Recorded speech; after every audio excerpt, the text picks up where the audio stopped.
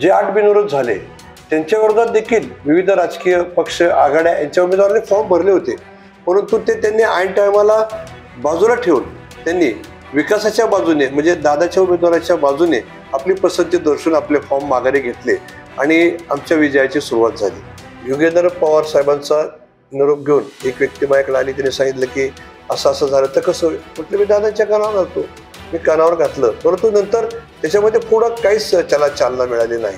अर्थात त्याच्यामध्ये communication gap राहिला असावा किंवा जी व्यक्ती माझ्याकडे आली त्यांनी त्याचं मत सांगितलं असावं अशी मला शक्यता वाटते।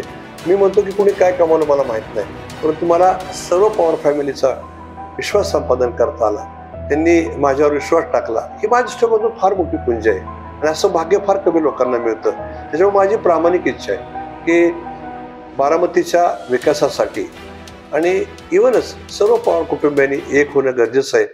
नमस्कार, मी अमोल तोरणे, नवराष्ट्रमध्ये आपलं स्वागत।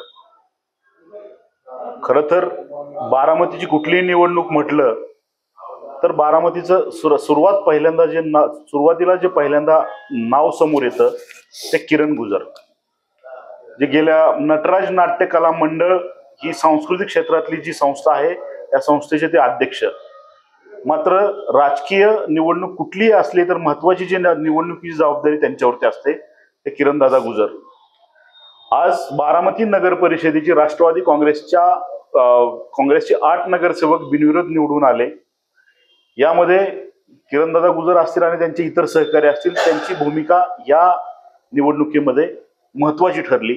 आपण त्यांच्याशी संवाद साधूया। दादा नमस्कार। नमस्कार।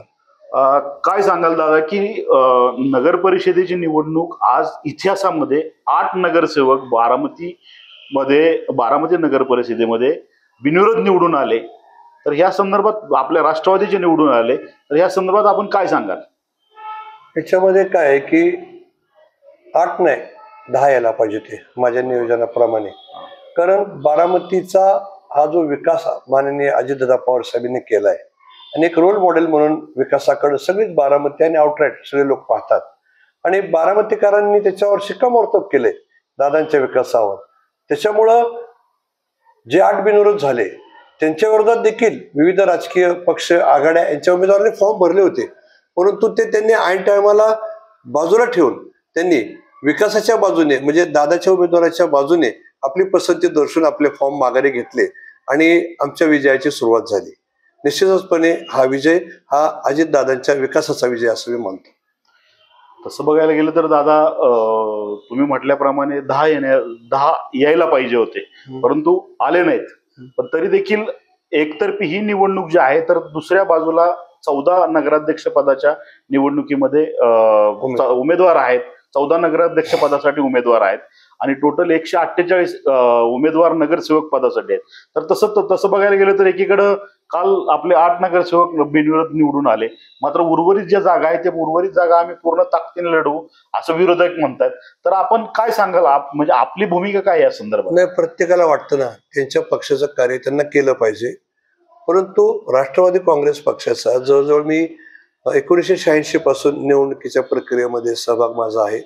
माझ्यावर वेळोवेळी आदरणीय पवार साहेबांनी, सुप्रियाताईंनी किंवा दादांनी जी जबाबदारी दिली ती मी प्रामाणिकपणे पार पाडतोय आणि त्याच्यामुळं कोणत्याही निवडणुकीला सामोरे जात असताना समोरचा उमेदवार किती तुल्यबळ आहे नाही हा विचार आम्ही करत नाही। आपण तो तुल्यबळच आहे असं समजूनच निवडणुकीचं कोणतंही नियोजन आपण करतो आणि ते इतकं नियोजन काटेकोर असतं, थोडंसं मी शिस्तबद्ध काम करणाऱ्यापैकी आहे। तसं केल्यामुळं मला असं वाटतंय की निवडणुकीतलं नियोजन, कार्यकर्त्यांचा सहभाग, निवडणुकीमध्ये साधारणपणे उमेदवारी अर्जावरून आणि स्थानिक मतभेद जे निर्माण होतात ते जर वेळच्या वेळेला दूर केले गेले तर निवडणुकीचं विजयाकडे जाण्याचा मार्ग अनेक सुकर होतो आणि तो करण्याचं काम प्रामुख्याने मी त्याच्यावर भर देऊन तो करण्याचा प्रयत्न करतो। आता एकंदरीत जे बघितलं दादा, तसं बघायला गेलं तर नगराध्यक्ष महत्वाचं म्हणजे नगराध्यक्ष पदाच्या उमेदवारीसाठी आपलं देखील नाव चर्चेमध्ये होतं। त्या दृष्टीनं मात्र नगराध्यक्ष पदासाठी बारामती सहकारी बँकेचे अध्यक्ष सचिन सातव यांना उमेदवारी देण्यात आली। तर आपण काय सांगाल एकंदरीत या संदर्भात? नाही, माझं नाव चर्चेत होतं म्हणजे मी पक्षाकडे कुठल्याही उमेदवारी अर्ज भरला नव्हता, मागणी केली नव्हती. माझ्याबद्दलची चर्चा हे अनेक, कारण मी पण गेली 40 वर्ष काम करतोय नगरपालिकेमध्ये. मी त्या ठिकाणी काम पाहिलंय, आजही पाहतो. दादांनी वेगवेगळी जबाबदारी घेतली. पण आपण पाहिलं असेल की मी 1999 सालापासून कुठल्याही निवडणुकीला उभा राहिलो नाही. कारण काय आहे की आपण उभा राहायचं, कधीतरी थांबलं पाहिजे. आणि मग मी ठरवलं की इथनं पुढे उभा राहायचं नाही. परंतु माझा ज्या विषयामध्ये अभ्यास आहे, ज्या विषयाची माझी आत्मीयता आहे, निष्ठा आहे, त्या विषयामध्ये अजितदादा माझ्या जबाबदारी देतात. त्याच्यामुळे मी आजही नगरपालिकेत आहे. त्यासाठी तुम्ही कुठल्या पदावर असलं पाहिजे असं माझं अजिबात मत नाही. आणि तरुणांना संधी दिली पाहिजे या मताचा मी आहे. जनतेनी, समाज घटकांनी, मीडियानी माझ्या नावाची चर्चा, त्यांना वाटलं होतं की आता अजितदादांच्या बरोबर काम करतायत, ओपनचं सीट आहे, म्हणजे मग किरण दादांनाही त्या ठिकाणी. परंतु मी माझं कुठलंही राजकारण बघण्यापेक्षा मी अजितदादांचं राजकारण महत्वाचं मानतो. आणि जातीय समीकरण, एकूण मतदारांची संख्या, याच्यामध्ये दादांना काय पाहिजे हे महत्वाचं आहे. त्याच्या अनुषंगाने माझं नेहमी असतं की दादा जो निर्णय घेतात तो माझ्यासाठी अंतिम आणि प्रमाण असतो. तसं दादा बघायचं झालं तर तुम्ही प्रत्येक विरोधकांना राष्ट्रवादीकडे परत येण्यासाठी किंवा राष्ट्रवादीमध्ये सक्रिय करण्यासाठी आपण एक मेडिएटर म्हणून महत्वाची भूमिका आतापर्यंत बजावली. खरं तर शेजारच्या माळेगावमध्ये महायुतीतला तसं बघायला गेलं राज्यात महायुती आहे, भाजप, सेना आणि राष्ट्रवादी एकत्र सरकार आहे. त्या दृष्टीनं तसं बघायला गेलं तर माळेगाव नगरपंचायतीमध्ये रंजनकुमार तावरे हे भाजपचे नेते दादांबरोबर आलेत आणि एकत्र त्या ठिकाणी निवडणूक लढतात. मात्र बारामतीमध्ये मात्र महायुतीत राष्ट्रवादी स्वतंत्र लढते, भाजप स्वतंत्र लढतोय, शिवसेना शिंदेगड स्वतंत्र लढतोय. मग तसे तुम्ही विरोधकांकडे तसा प्रस्ताव तुम्ही ठेवला होता का किंवा चर्चा तशी झाली होती का? नाही, मी चर्चा करायला किंवा प्रस्ताव ठेवायला तसा माझ्याकडे कुठला अधिकार नाही. परंतु ज्यांनी प्रस्ताव ठेवायला पाहिजे होता त्यांच्याकडनं अशा प्रकारची कुठली ऑफर माझ्यापर्यंत आली नाही. कारण माझ्यापर्यंत जे येतात ते मी संपूर्णतः दादांच्या कानावर घालतो. आणि मग तिथनं पुढे दादांच्या मनात असेल त्याला चालना मिळते. पण अशी कुठलीच प्राथमिक चर्चा कुणाच्याच लेवलवर, मग तो विविध पक्ष असू द्या, संघटना असू द्यात, नाही झाली. मला युगेंद्र पवार साहेबांचा निरोप घेऊन एक व्यक्ती माझ्याकडे आली, त्याने सांगितलं की असं असं झालं तर कसं होईल. म्हटलं मी दादांच्या कानावर घालतो. मी कानावर घातलं. परंतु नंतर त्याच्यामध्ये पुढं काहीच त्याला चालना मिळाली नाही. अर्थात त्याच्यामध्ये कम्युनिकेशन गॅप राहिला असावा किंवा जी व्यक्ती माझ्याकडे आली त्यांनी त्याचं मत सांगितलं असावं अशी मला शक्यता वाटते.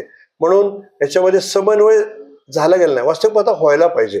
कारण विकासाचं मॉडेल म्हणून जेव्हा बारामतीकडे पाहिलं जातं तेव्हा राजकीय विचार थोडेसे बाजूला ठेवून सगळ्यांनी एकत्र गरजेचं आहे. कारण अजितदादांनी कधी जातीपातीचं, गटतत्वाचं राजकारण केलं नाही. जे चांगलं काम करतात त्यांना, मग ते कुठल्याही विचाराचे असू द्यात. आपण माळेगावमध्ये बघितलं की रंजन तावरेंच्या सहकार्याबरोबर दादांनी या ठिकाणी एकत्रित काम करण्याचा निर्णय घेतला. तसं बारामतीत करता आला असता, परंतु तेवढं कम्युनिकेशन झालं नाही असं मला वाटतं. एकंदरीत तसं बघायला गेलं तर दादा, तुम्ही पवार साहेबांबरोबर काम केलेलं आहे, बऱ्याचशा निवडणुका त्यांच्या तुम्ही हँडल केलेल्या आहेत. तर तसं आज ह्या निवडणुकीपूर्वी शरद पवार गट आणि अजितदादा गट हे दोन्ही पवार एकत्र येतील अशी चर्चा होती. कारण शेवटच्या क्षणापर्यंत मला वाटतं उमेदवारी अर्ज भरण्याचा जो शेवटचा दिवस होता त्या दिवसापर्यंत देखील असं चित्र होतं की दोन्ही पवार किंवा दोन्ही राष्ट्रवादी एकत्र येईल असं वाटत होतं, परंतु तसं झालेलं नाही. मात्र भविष्यात तुम्हाला असं वाटतं का हे दोन्ही राष्ट्रवादींनी एकत्र आलं पाहिजे आणि बारामतीच्या किंवा बाकीच्या राजकीय घडामोडीसाठी ते अनुकूल आहे किंवा फायद्याचं असं तुम्हाला वाटतं का एक कार्यकर्ते म्हणून? निश्चितपणे वाटतं. कारण मी संपूर्ण पवार कुटुंबियावर प्रेम करणारा पैकी आहे. कारण मी 1986 पासून कालपर्यंत आदरणीय पवार साहेबांबरोबर, ताईंबरोबर त्यांच्या निवडणुकीच्या कार्यात सहभागी झालो. त्यांनी माझ्या विश्वास टाकला. ही विचारांची फरक झाल्यानंतर दादांबरोबर काम करतोय. लोकसभेची निवडणूक लढली त्यावेळेस पण माझ्या बाबतीत मला कुठल्याच पवार फॅमिलीच्या बाबतीत मला प्रश्न आला नाही आणि निर्माण झाला नाही. याची कारण तशीच आहे. कारण मी म्हणतो की कुणी काय कमावलं मला माहित नाही, परंतु मला सर्व पवार फॅमिलीचा विश्वास संपादन करता आला. त्यांनी माझ्यावर विश्वास टाकला. ही माझ्या दृष्टीमधून फार मोठी पुंज आहे आणि असं भाग्य फार कमी लोकांना मिळतं. त्याच्यामुळे माझी प्रामाणिक इच्छा आहे की बारामतीच्या विकासासाठी आणि इव्हनच सर्व पवार कुटुंबियांनी एक होणं गरजेचं आहे. नजीकच्या काळामध्ये ते एक होतील अशी मी सकारात्मक आशा बाळगून आहे. एकंदरीत या निवडणुकीमध्ये दादा काल 8 बिनविरोध झाले. तर जे निवडणुकीचं जे चित्र आहे, तर आपल्या दृष्टीनं आपल्या अनुभवानुसार आपण जे काय रणनीती आतापर्यंत लावलेली आहे, एकीकडे विरोधक म्हणतात की आम्ही जरी 8 बिनविरोध झाले असले तरी उर्वरित जागा आम्ही ताकदीने लढवणार आणि टीकेची झोड दुसरीकडे उठवली जाते.